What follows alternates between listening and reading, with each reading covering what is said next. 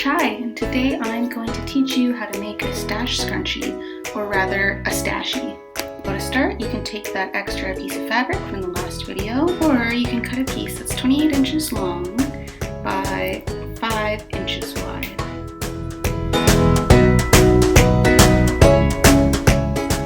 Next, you want to cut a piece of fabric for the pocket lining. I made mine 6 by 4 inches.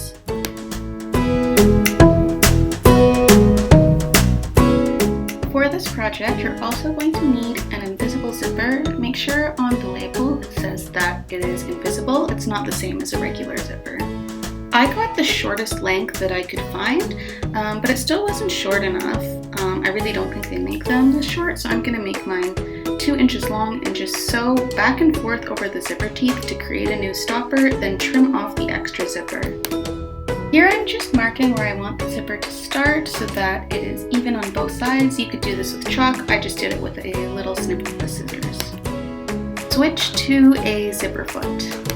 Here I'm going to line up the plastic stopper at the top of the zipper with the notch that I made, and then I'm just going to sew it in place. When you do this, try and make sure that you're lining the zipper teeth up at about 1/2 inch seam allowance. I didn't, and it caused me some problems later on.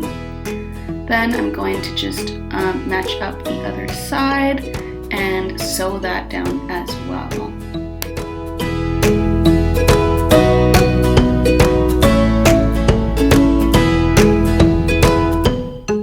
Now you need to switch to an invisible zipper foot. It's not the same as a regular zipper foot.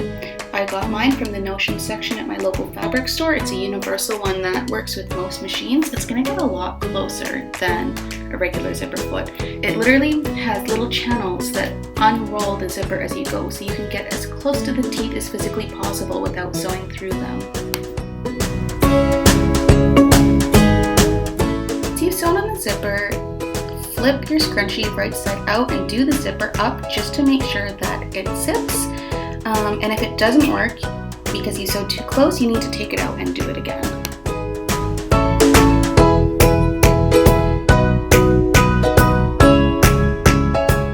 Switching back to my regular zipper foot, and I'm going to start sewing about 1 inch before the zipper and get about as close as I can to the zipper stitches, and then sew 2 or 3 stitches past where those zipper stitches start. There's going to be a tiny gap. You're never ever going to be able to avoid that.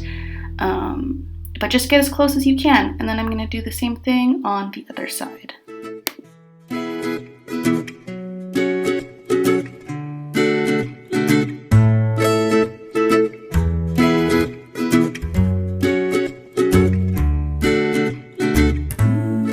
Switching back to my regular sewing foot, and I'm going to finish closing the long side of the scrunchie, and just make sure that at some point you leave a little 1 inch hole that you're back stitching around so that you can flip everything right side out again at the end. This hole is really important, don't forget it.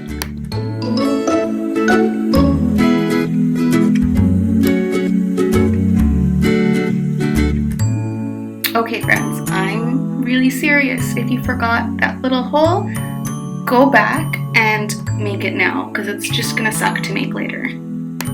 Okay, and here's that point where it would have been really nice to have an even 1/2 inch seam allowance so that I can place the pocket right side facing the seam allowance, and I'm literally gonna sew the lining of the pocket to the inside edge of the seam allowance using my zipper foot so I can get nice and close.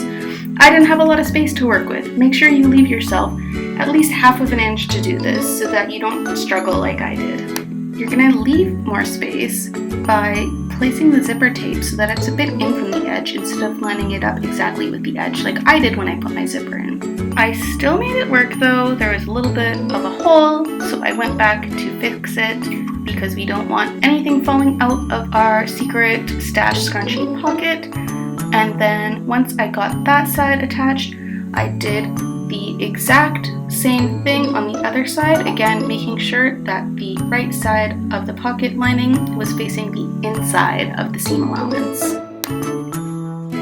Now I'm just sewing the open sides of this pocket lining closed. You should switch to a regular presser foot. I did not because I was lazy and it made it hard to sew over the corners. Also, when you're doing this, you don't want to sew any further than the stitch lines for the long edge of the scrunchie. If you sew past, you're going to get a weird little tuck on the outside of your scrunchie.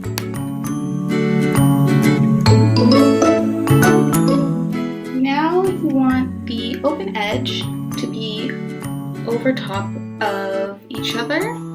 I have a really roundabout way of doing this by taking the entire tube and flipping it right side out, and then I'm going to fold half of it back so that the open edges meet. And I find when I do it this way, it's easier to make sure that there is no twisting. Once that's done, you want to carefully sew the two layers together, keeping the opening open. So I sew the bottom layer while I carefully pull the top two layers out of the way. I'll flip the whole thing right side out through that little hole that I wouldn't shut up about. See, I told you it was important. And then once you've done that, take a 6-inch long piece of elastic on a safety pin and feed it through the whole scrunchie until the ends can meet. And I sew this together with a hand needle. I go over it several times because you want it to be really sturdy and strong. If this comes undone inside of the scrunchie, the whole thing is basically garbage and unusable, because who wants to bother opening a scrunchie up to fix it? Then to finish it off, you're going to carefully slip stitch that hole closed so that the hand stitches are basically invisible. And there you have your very own stash scrunchie with a secret hidden pocket. You can keep your valuables in it. You could fit money, like your house key, a chapstick. It's really nice to be able to have a few things with you without actually having to carry a purse.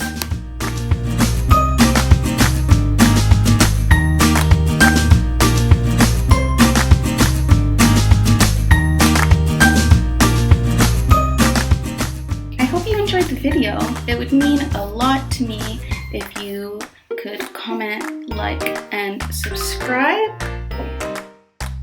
Also, please let me know what else you would like to learn to sew, because I'd honestly really love to show you. Okay, bye!